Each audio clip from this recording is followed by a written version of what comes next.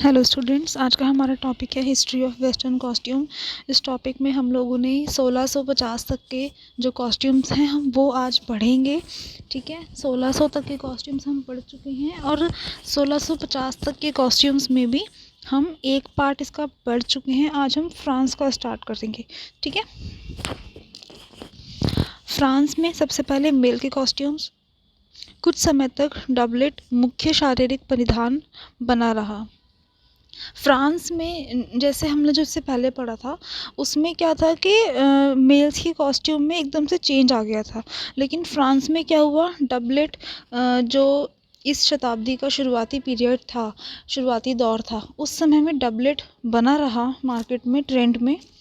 यह पहले से लो फिटेड और हाई वेस्टेड बन गया, लेकिन अब क्या था कि पहले से थोड़ा सा फिटेड कम रहा।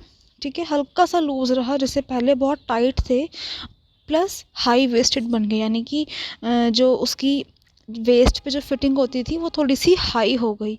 ठीक है, हाई वेस्टेड बन गया। अभी भी आगे से बटन्ड था और कमर पर पॉइंटेड था, जैसे हम लोग अभी तक पढ़ चुके हैं। कमर पे पॉइंट आगे एक वी शेप बनाता है। ठीक है, और गर्दन से लेकर नीचे तक बटन होता है, हम लोगों ने देखा भी है इसकी इमेज में। ठीक है, तो अभी भी ये वही स्टाइल वही था, आगे से बटन था और पॉइंटेड था। सजावटी धड़ और आस्तीन फैशनेबल थे, जैसे कि कंधे पर पंख था। जो उनकी बॉडीज होती थी, धड़ होता था, ठीक है, बॉडी प्लस उनकी जो स्लीव्स होती थी वो फैशनेबल स्टाइल के थे। सब कुछ कुछ भी सिंपल नहीं था, सब कुछ डेकोरेटेड था। ठीक है, जैसे कि कंधे पे वो लोग पंख, जैसे सिर पे हम लोगों ने अभी तक शुतुरमुर्ग के पंख पढ़े हैं, इसी तरह से कंधे पे भी वो लोग पंख लगाते थे, सिर्फ स्टाइल के लिए। स्पेनिश शैली के ट्रंक होस को लूज नी ब्रीचेस ने इसे बदल दिया गया था, जो कि रिबन लूप्स या सैश द्वारा बांधा गया था। हम लोगों ने ये पहले भी पढ़ा है कि ट्रंक होज जो है अब थोड़े धीरे धीरे गायब हो गए थे। ठीक है, उसकी जगह पे नी ब्रीचेस, जो कि हम पहले पढ़ चुके हैं क्या होते हैं, कि घुटने से हल्का सा लंबा होता है। ठीक है, बहुत लंबा नहीं, घुटने से हल्का सा लंबा होता है। ठीक है, एक तरह का शॉर्ट्स ही होता है, बस घुटने से थोड़ा सा लंबा होता है, लूज़ होता है। ठीक है, वो फैशन में आया। उसको रिबन लूप्स थे उसमें, उसको बांधने के लिए कमर पे, या फिर उसमें सैश डाला गया था। ठीक है, 1635 में डबलेट धीरे धीरे एक हिप लंबाई की जैकेट में विकसित हुआ, फिर भी सेंटर फ्रंट में बंधा था। 1635 तक जो डबलेट हम लोगों ने पढ़ा वो हाई वेस्टेड था, ठीक है, और लो फिटेड था। लेकिन 1635 के बाद अब डबलेट क्या हुआ, धीरे धीरे हिप लेंथ का बना और वो एक जैकेट टाइप बन गया।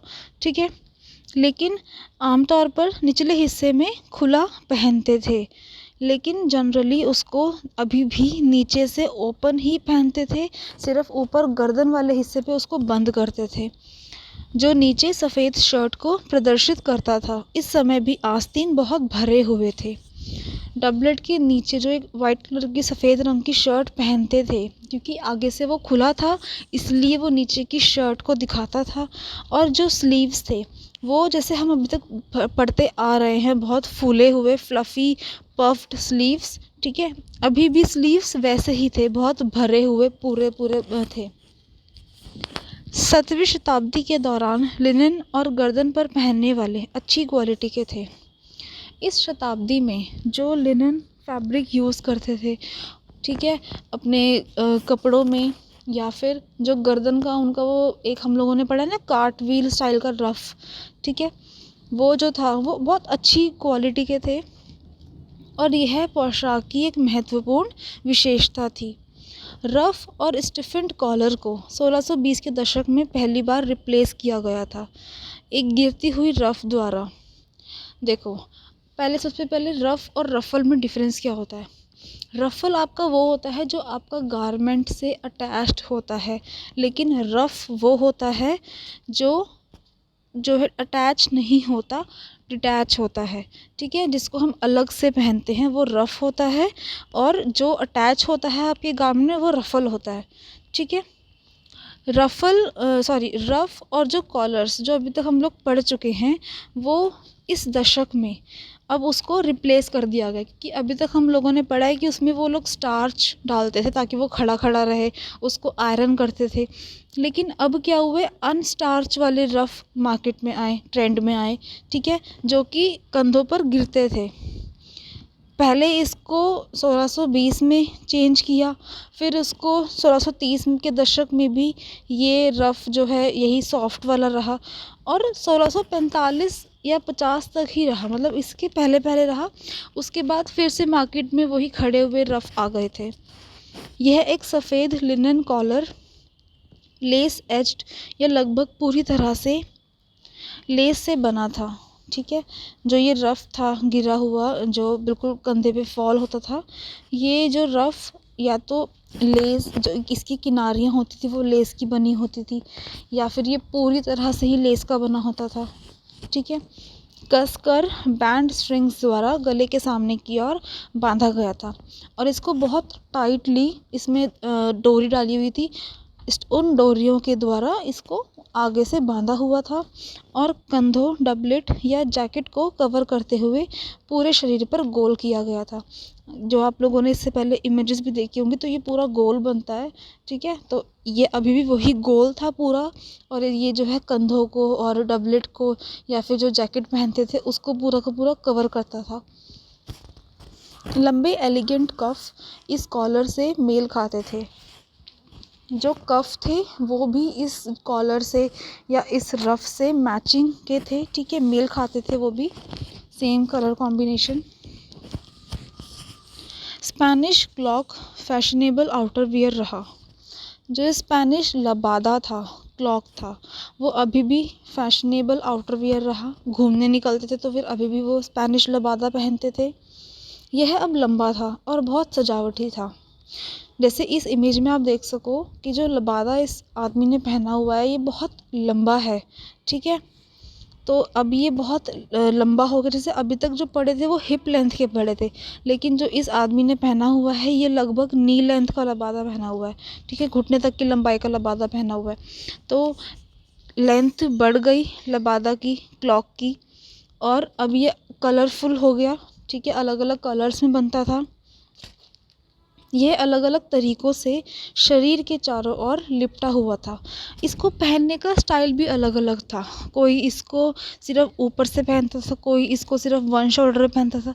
इस तरह से इसको पहनने का स्टाइल भी अलग अलग रहा। 1620 के दशक के बाद 1630 के दशक में पुरुषों ने अपने बाल और लंबे कर लिए, बालों की लेंथ बढ़ा ली पुरुषों ने। इन दशकों में यह आमतौर पर प्राकृतिक थे, विग नहीं, और कर्ल थे। ये जो बाल लंबे रखते थे पुरुष लोग, वो उनके अपने नेचुरल हेयर्स, प्राकृतिक बाल ही होते थे, कोई विग नहीं पहनते थे वो लोग, ठीक है। और बालों को जनरली वो लोग कर्ल रखते थे। अपटर्न्ड मूछें कौन सी होती हैं, जो ऊपर की तरफ मुड़ी हुई होती है, जैसे इस आदमी की भी है, ऊपर की तरफ मुड़ी हुई को बोलते हैं अपटर्न्ड मूछें, ठीक है। मूछें अपटर्न थी, और छोटी पॉइंटेड दाढ़ी फैशनेबल थी, यानी कि शॉर्ट दाढ़ी और नीचे से वी शेप जो होती है, इस तरह की दाढ़ी वो लोग रखते थे। इन्हें व्यापक रूप से वैंडिक बियर्ड्स कहा जाता है। जो ये स्टाइल है, अपटर्न्ड मूछें और छोटी पॉइंटेड दाढ़ी, इसको वैंडिक बियर्ड्स कहते हैं, ठीक है, इस स्टाइल का नाम है ये। फैशनेबल टोपी में एक गोल टोपी और एक बड़ा कर्लिंग ब्रिम था, और विभिन्न रंगों में रंगे हुए शुतुरमुर्ग के पंखों से सजाया गया था। जो टोपी थी, टोपी भी फैशनेबल थी, ठीक है, उसके ऊपर पंखों से सजाया हुआ था टोपी को, और उसी के साथ में एक कर्लिंग ब्रिम था। ब्रिम क्या होता है, जो टोपी की किनारियाँ होती हैं ना, जो आगे की तरफ निकली हुई होती हैं, ठीक है, उसको ब्रिम कहते हैं, ठीक है। वो जो ब्रिम था वो ऊपर की तरफ मुड़ा हुआ था, यानी कि कर्ल था वो हल्का सा ऊपर की तरफ। तो इस तरह की फैशनेबल टोपी थी जो पुरुष पहनते थे फ्रांस में। बूट्स में मध्यम ऊंचाई के हील्स होते थे और प्लेटफॉर्म हील्स होते थे। जो बूट्स पहनते थे, बूट्स की हील थोड़ी सी मीडियम हाइट की हील होती थी, और प्लेटफॉर्म हील जो पीछे से लेके आगे जो हमारी जो बूट की उंगलियों वाला हिस्सा होता है, वहाँ तक जो पूरा जुड़ा हुआ होता है ना सोल, उसको बोलते हैं प्लेटफॉर्म हील। तो प्लेटफॉर्म हील्स के बूट्स पहनते थे। बूट के ऊपर चमड़े का एक फ्लैप होता था जिसे सरपाइट कहते थे। फ्लैप होता है कि एक अलग से पट्टा है, उसको आप खोल के अपना पैर अंदर डाल के उसको बंद कर सकते हो, ठीक है। तो इस तरह का फ्लैप एक होता था लेदर का उस बूट के ऊपर, जिसको सरपाइट कहते थे। जूते विशेष रूप से 1625 और 50 के बीच फैशनेबल थे। 1625 और 50 के दशक में जो जूते थे वो बहुत फैशनेबल थे। जूते आमतौर पर चमड़े के होते थे। रेड हील्स महत्वपूर्ण अवसरों के लिए फैशनेबल थे। जो उनके महत्वपूर्ण अवसर होते थे उसमें जनरली वो लोग रेड कलर के हील्स पहनते थे। एक महत्वपूर्ण एक्सेसरी दस्ताने थे। अब इस दौरान दस्ताने भी फैशन में आए, ठीक है। ये बूट्स की तरह अच्छी गुणवत्ता वाले मुलायम चमड़े से बने होते थे, अच्छी क्वालिटी के होते थे। इनके जो फैब्रिक होता था चमड़े के बने होते थे इनके दस्ताने, और बहुत ही रिच क्वालिटी के होते थे, ठीक है। वे काशीदाकारी के भी होते थे और अक्सर सुगंधित भी होते थे। ये दस्तानों में वो लोग काशीदाकारी यानी कि एम्ब्रॉयडरी भी करते थे, ठीक है। और इसमें फ्रेगरेंस भी डालते थे वो लोग, ताकि हाथों में से खुशबू आए, ठीक। तो आज की हमारे ये मेल्स ड्रेस ख़त्म होते हैं। फ्रांस के 1600 से लेके 1650 तक के हम लोगों ने मेल गारमेंट पढ़े हैं इसमें, ठीक है।